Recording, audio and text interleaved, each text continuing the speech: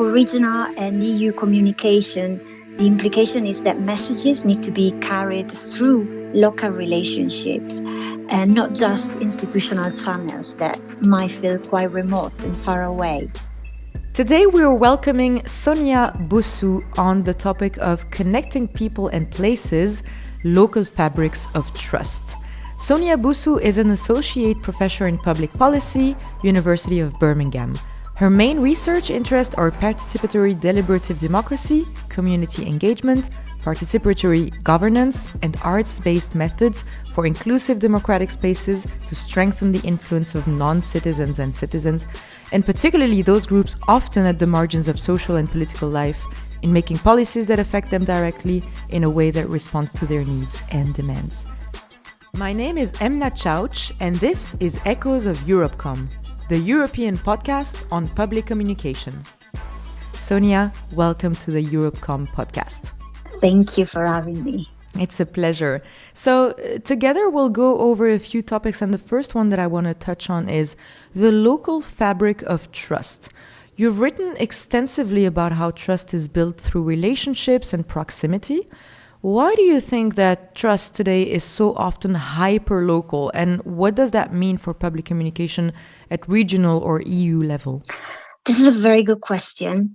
So before I delve into it, we are talking about place-based approaches, and I just wanted to share very briefly what I'm referring to. So collaborative long-term strategies designed to improve outcomes for communities. And so this is about tackling complex social issues from health inequalities to social exclusions by working with communities rather than for them. And so place becomes more than geography. It really shapes identity and opportunity. And there is a lot of research that shows that when people feel connected to their community, they experience better mental and physical health and a higher quality of life. So in answer, building on this and in answer to your question, people trust what they can see. Repeatedly, right? In settings where they can test reciprocity and fairness, like schools, clinics, libraries, sports clubs, faith spaces. And this is why trust is often hyperlocal. It is produced in those micro interactions of democracy in everyday life. And so for regional and EU communication, the implication is that messages need to be carried through local relationships and not just institutional channels that might feel quite remote and far away. And so institutions can co-produce stories with community partners, starting from lived experiences, and reflect with communities about the impact of specific policies and use examples that residents can actually see. So for me, it's not just about better, more compelling storytelling, but really about investing in and sustaining our relational infrastructure. Participatory turn in public communication, let's talk about this. Do you see public communication moving toward a more participatory approach thanks to digital tools, or the participation is still more rhetoric than reality? I think it's a mix. There are genuine advances in terms of our understanding of different methods of participation, also in terms of the organizational culture in institutions that is necessary to open and sustain inclusive spaces of participation. We are seeing increasing numbers of citizen assemblies, but also ongoing interest in participatory budgeting, and more recently, growing interest in arts-based methods and of course, digital participation. But there is also a lot of participation washing, where input is invited but doesn't really shape outcomes. And the difference, I don't think, is in the tool or the method. It really is in the type of mandate, how ready organizations are to embed more participatory approaches to policymaking, where participation is embedded in decision cycles rather than being a one-off event. But also, and this is my last point, rather than confining participation to institutional arrangements, because even a citizen assembly can feel quite distant, just as traditional representative institutions. And so because of that, I think participation should be really part of our everyday life within schools, the workplace, the local community. And only then it can become genuinely meaningful as integral and also adaptive to people's complex lives. And I think public communication participation can shift from broadcasting to co-creation, and so avoiding to become just a ritual that breeds further disengagement. And when we see increasingly what distrust in institutional is actually breeding, and it's a really ugly backlash. You were speaking of distance. Why do people still feel distant from regional or EU level institutions despite new digital engagement tools? I think scale and complexity make it hard for people to see how their voice matters.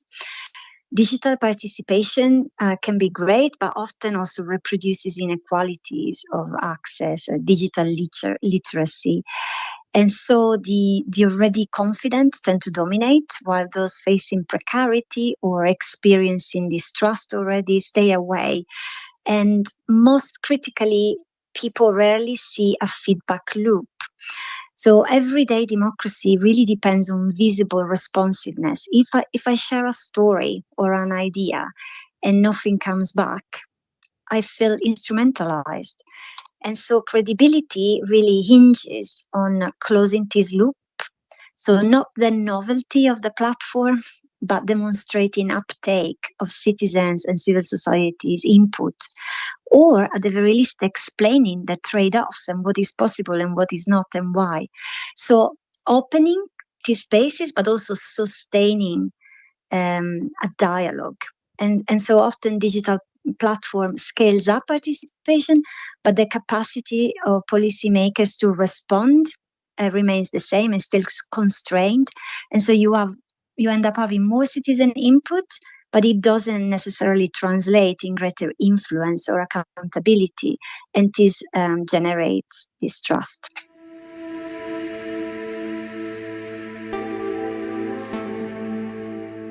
So how can participatory digital tools help communicators root institutional messages in the lived stories and needs of specific places, and therefore also make institutions feel more present and relevant? I think we might want to start with the place and its residents' stories and needs, not with the institutional message, and then think about how to root it. So starting from the lived experience, then let those insights shape both policy communication and also the design of participation. So thinking about digital tools specifically, there are a number of tools that, for instance, invite geotagged prompts or photo diaries or short voice notes that can also help surface everyday realities. But then it's also important to pair these online inputs with in-person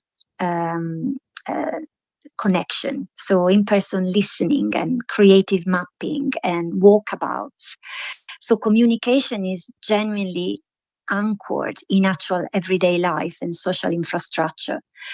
And so sharing creative visualization of data as well, where we can see how a place is experienced differently from different demographics, can also really go a long way to start this dialogue between residents and institutions. And then it's important, as we said before, to close the loop through, there are, for instance, hyper-local dashboards that can track what was proposed, for instance, using civic tech participatory platform like open source, so that the community can see what was agreed, who benefits, and then track progress also with the help of local civil society organization and the local media, which is hardly ever involved in these participatory spaces, but could play a really, really important role in keeping attention high on citizens' input and showing what has actually changed. And so in this way, I think the presence of institutions can be actually felt rather than just being declared, so to speak. I love that you're speaking of anchoring messages in local realities. Communicators often struggle to translate broad policies into something meaningful at a neighborhood level. So, how can they better anchor their messages and participation opportunities in the specific stories and assets and conflicts and needs of a place? Yes, as we were just saying, like begin with the place and then move to the policy. So I think the anchor is what local people say, particularly those people that whose voice is never really heard in more traditional channels. And so start from that, from what these marginalized groups might say, show, experience, and that material um, can then shape the policy narrative. So I do a lot of participatory theatre processes, and I've been involved in projects with young people on employment or mental health, and the young people themselves staged the everyday tensions of youth employment or mental health systems, and those scenes became the interpretive lens through which solutions were then co-developed with policy stakeholders.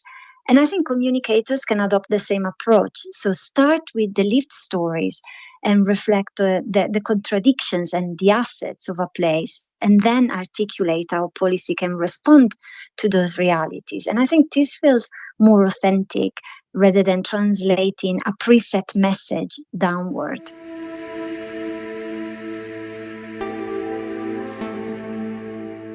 One thing we could say is, or a practice is speaking with, not to communities. So communities or community organizers work through deep listening and relationship building. What can regional, national, and EU level communicators learn from these practices, especially when engaging communities that feel overlooked or mistrustful? So community organizers understand that people engage when they feel seen, when they feel safe and valued. So, for instance, in my work with young people, democratic capabilities grew from slow, trust-based practices, deep listening, humor, even creative play, and those relational infrastructures allowed young people to take risks and challenge policymakers and build solidarity. And so I think public communicators can take the same ethos, show up early, build rapport and trust before asking for input, and then return regularly with updates and make specific time bound commitments that you can report on in public. So communication then becomes a relationship rather than a transmission, which is exactly how embedded trust can form in everyday life. So regional, national, EU level communicators can really learn from community organizing that legitimacy comes from relationships rather than messaging. There is a lot of work from scholars like Marshall Gans that show that people trust institutions when they feel their stories and concern are recognized. And so communication must be rooted in real experiences rather than abstract narratives.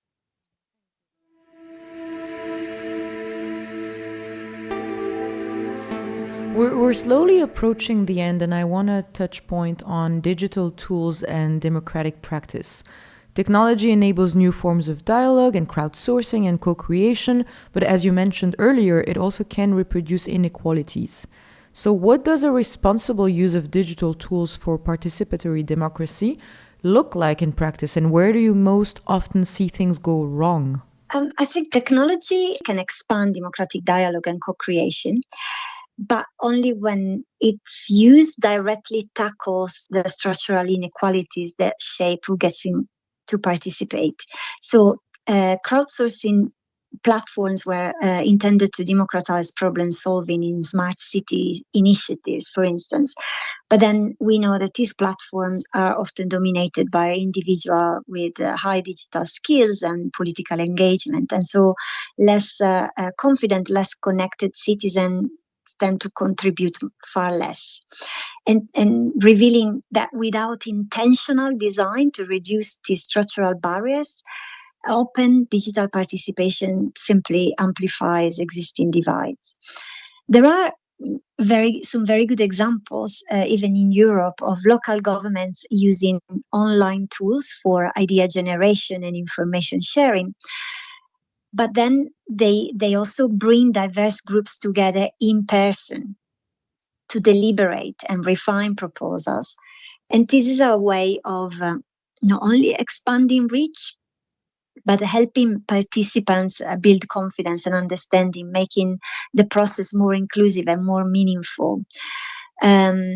Without deliberate strategies to reach marginalized groups, open digital processes just entrench inequality. And so I think responsible digital democracy begins with inclusive design and support. So accessible interfaces, low-tech entry points, and a blended online and in-person participation, so that engagement is not just limited to the digitally fluent. And it also requires institutional commitment, as we were saying before, because when public bodies lack the capacity or willingness to act on contribution, then digital participation, like all other participation, becomes symbolic, and this deepens mistrust. So responsible use is not about adopting new tools necessarily, but about embedding them with genuine, inclusive, and well-resourced democratic practice. What democratic practice, speaking of that feels experimental today, do you think will be completely normal in 10 years at a local level, and why? I think this is a tricky question. It's a hope rather than a prediction. And in fact, the world seems to be going in the opposite direction. But I hope it will feel completely normal for democracy, particularly local democracy, to be creative, co-designed with communities, hybrid, where residents really shape decision not only through digital platforms, but also through arts-based and storytelling methods that can bring new voices into the room, new knowledges, new ways of understanding and making policies. And what still feels experimental today, so community using participatory theater, visual arts, participatory mapping, or creative workshop to surface experiences and imagine solutions, is happening, and it's actually proving quite transformative. But these are still very isolated experiences, and arts-based approaches can really create safer, more accessible spaces for people who might never join a formal meeting or log into a platform. And they can allow emotions and relationships and lived experience to shape public decision making in ways that conventional processes rarely achieve. And at the same time, I think civic crowdsourcing is showing that when digital participation is designed with care and with inclusiveness in mind, it can also support this collective intelligence. And so as platforms evolve to support more inclusive, flexible, and creative participation, they can also complement arts-based practices that happen in real life. And I think this is a lot of the work that we're doing in the project that I'm leading on, funded by Horizon Europe, Inspire, that really focuses on strengthening intersectionally inclusive spaces of participation, both in person and online, and really using creativity and fun and play also to build solidarity and really create space for marginalized experiences that continue to be sidelined. And so the hope is that maybe in a decade, it might be normal for a local council to combine creative workshops, digital co-creation, and ongoing community-led experimentation as part of how decisions get made. And citizens are not just consulted, but can co-create, visualize, even prototype the future of their communities. And these practices can be embedded in everyday life, in schools, local community groups, rather than just be relegated to ad hoc venues.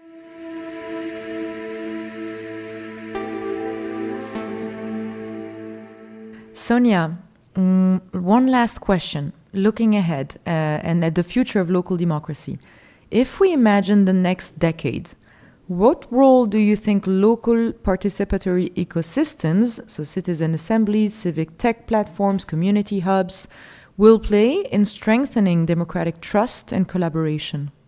Okay, my hope again is that we're moving in the right direction, but I'm really far from sure.